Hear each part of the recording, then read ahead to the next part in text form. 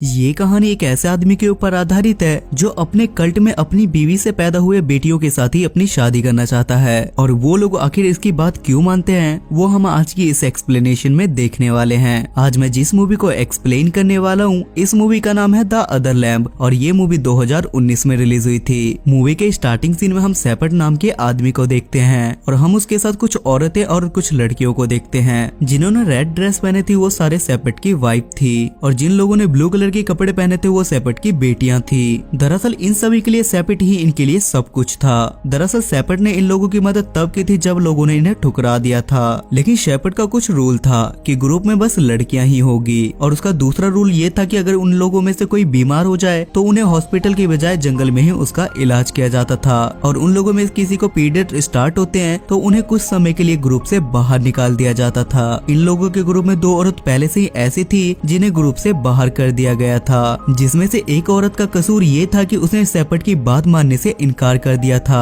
और इसीलिए उसे ग्रुप से निकाल के उसे सजा दी गई थी। और दूसरी औरत बीमार चल रही थी जिसके वजह से सेपर्ट ने उसे भी बाहर निकाल दिया था। तभी यहाँ से सीन शिफ्ट होता है और हम सेला नाम की लड़की को देखते हैं जो कि सेपर्ट की बेटी थी। जिसके बाद सेला एक जगह पे जाके नोटिस करती है कि उसका पहला पीरियड आ चुका है, जिससे वो काफी डर जाती है और चिल्लाने लगती है और कुछ समझ ना आने की वजह से वो एक भेड़ के बच्चे को मार देती है। घर आने के बाद सेला काफी ज्यादा डरी हुई थी और इसी डर की वजह से उसने किसी को अपने बारे में कुछ भी नहीं बताया था। और वो सेपर्ट से बोलती है कि शायद भेड़ को किसी कुत्ते या किसी जानवर ने मार दिया होगा। सेपर्ट भी सेला की बात मान लेता है क्योंकि इतनी सारी लड़कियों में से सेपर्ट भी सेला को ही पसंद करता था। रात में सेला सेपर्ट को देखती है कि सेपर्ट कुछ पुलिस वालों से बात कर रहा है, जहाँ पुलिस वाला सेपर्ट से बोलता है कि जंगल में रुकना या रहना इलीगल है और तुम लोग जितना जल्दी हो सके इस जगह को खाली कर दो। अगले दिन सेपर्ट भी सबको ये सारी बातें बताता है और उन्हें बोलता है कि तुम लोग अपना सामान पैक कर लो। और वो सब लोगों से बोलता है कि ये दुनिया बहुत बुरी है, ये दुनिया हमें खुश नहीं देखना चाहती, इसलिए हमें कहीं और जाना होगा। सब लोग इस बात से बहुत ज्यादा खुश होते हैं क्योंकि उन्हें एक जगह को छोड़ के कहीं और जाना था, लेकिन सेला इस बात से बिल्कुल भी खुश नहीं थी। दरअसल जब से सेला को पीरियड होने स्टार्ट हुए थे तब से सेला को रात को डरावने सपने आने लगे थे और उसे लगता है कि ये सब कुछ बस पीरियड की वजह से हो रहा है। काफी दूर भटकने के बाद सेपर्ट को एक जगह पे एक घर मिलता है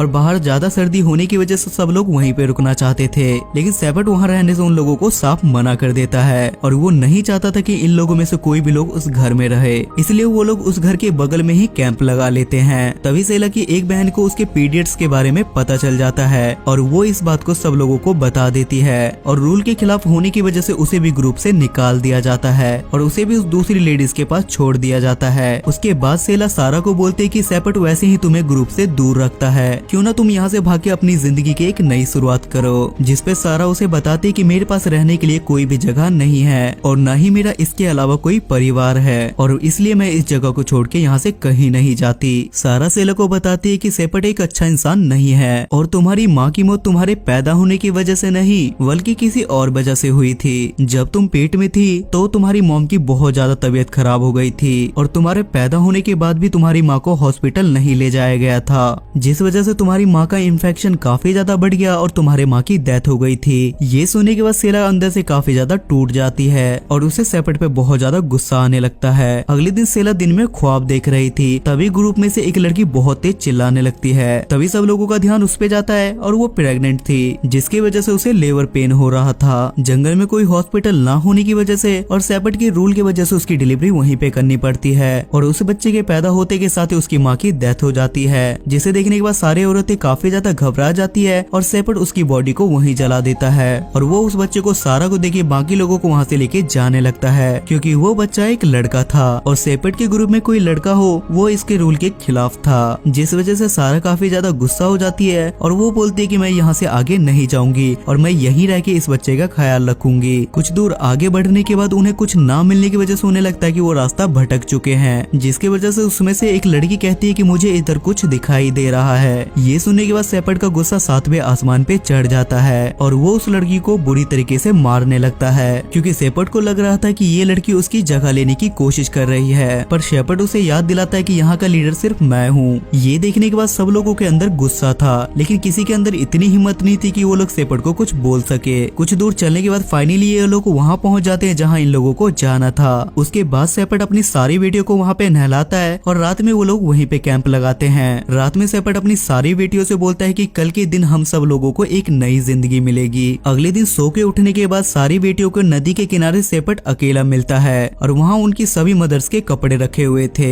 वहाँ पहुँचने के बाद सेपट अपनी सारी बेटियों से कहता है कि मैंने तुम्हारी माँ को जन्नत भेज दिया है। दरअसल सेपट ये सब कुछ बहुत पहले से करता आ रहा था और बीते रात उसने अपनी सारी पत्नियों को पानी में डुबो के मार दिया था, पर वो ये बात किसी को भी नहीं बताता। तब सेपट अपनी सारी बेटियों से बोलता है कि अब वो समय आ चुका है कि जब तुम मेरी वाइफ बनोगी, और वो सेला को अपने पास बुला के कहता है कि तुम मेरी सबसे खास बीबी बनोगी और तुम्हें इस ग्रुप को लीड करने का भी हक मिलेगा।